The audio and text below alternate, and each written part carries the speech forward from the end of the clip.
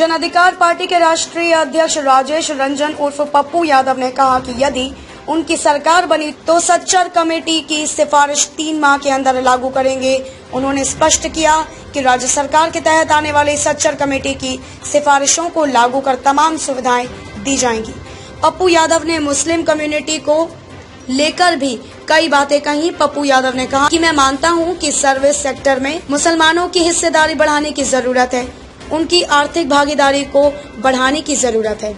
जाप अध्यक्ष पप्पू यादव ने राजद के कई नेताओं के जाप में मिलन के लिए आयोजित कार्यक्रम में कहा कि मंदिर के पुरोहितों के लिए भी मासिक मानदेय निर्धारित करेंगे। इसी तरह अन्य धर्म स्थलों के लोगों के लिए भी व्यवस्था की जाएगी। यह जो सामाजिक, आर्थिक, शैक्षणिक रूप से जो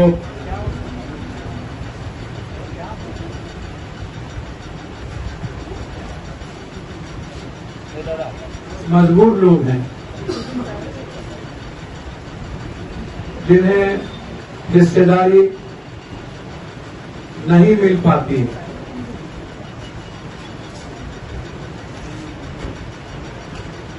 और उस पिछड़ों की राजनीति को, सामाजिक हिस्सेदारी को, अत्यंत पिछड़ों की सामाजिक हिस्सेदारी को समाप्त करने की कोशिश इस देश के केंद्रीय सरकार के नेतृत्व में हो रही है। 20 ऐसे मुद्दे हैं आरक्षण के जिसको इन लोगों ने लगभग समाप्त कर दिया। लगातार देश में जो सबसे ज्यादा दलितों में जो गरीबी है और उससे भी ज्यादा मुसलमानों के भीतर, लगातार यह सवाल बराबरी का हिंदुस्तान के मुसलमानों की उठ रही है कि हमें हिस्सेदारी कब मिलेगी,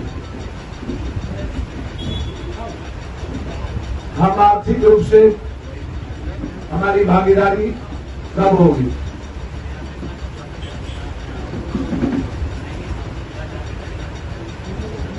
सच्चर कमेटी के रिपोर्ट के बाद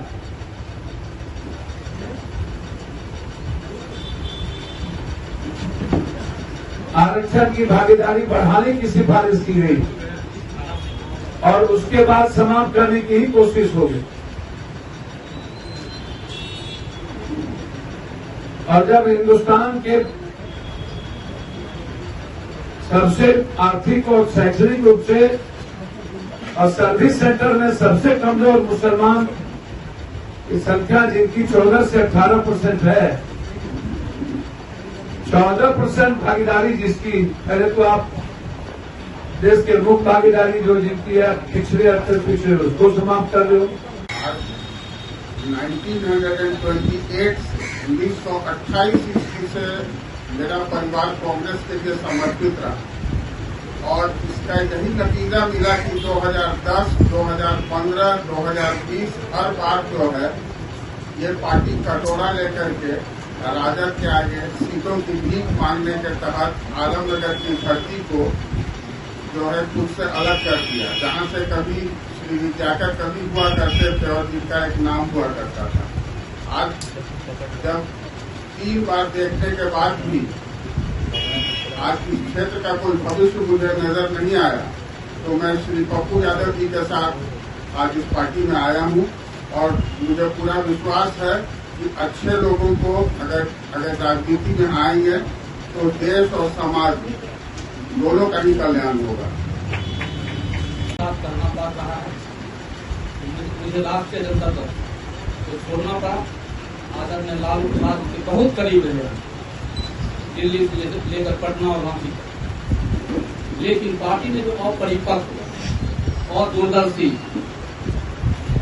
निर्णय लिया इस विधानसभा चुनाव में, खासकर कोसी और सीमांचल में टिकट बंटवारा, उससे मैं क्षुब्ध होकर, दुखी होकर राष्ट्रीय जनता दल को छोड़ा और सोचा हमने राष्ट्रीय जनता दल को इलाके को सींचा है, बनाया है, आप पता कर लेंगे। वहाँ के मिट्टी के लाल आदरणीय पप्पू यादव, जहाँ कभी बीटी मंडल जी हुआ करते थे, वहाँ कभी भूपेंद्र मंडल जी हुआ करते थे, हर किसी पप्पू यादव जी और हम भी। हमने लालू प्रसाद जी को तो उनके अपरिपक्व बेटे तेजस्वी यादव जी का भी जिंदाबाद किया, लालू प्रसाद जी के प्यार और स्नेह के कारण। लेकिन आज मैं आप लोगों के सामने आदरणीय पप्पू यादव जी को वचन देता हूँ कि भूपेंद्र नारायण टीवी मंडल की धरती से अब बिहार का मुख्यमंत्री बनेगा आने वाले समय में। और पप्पू यादव जी से भी आग्रह करना चाहते हैं कि आप कोसी को संभाल ले, पूरा बिहार संभल जाएगा। हम तमाम लोग आपके साथ हैं। धन्यवाद।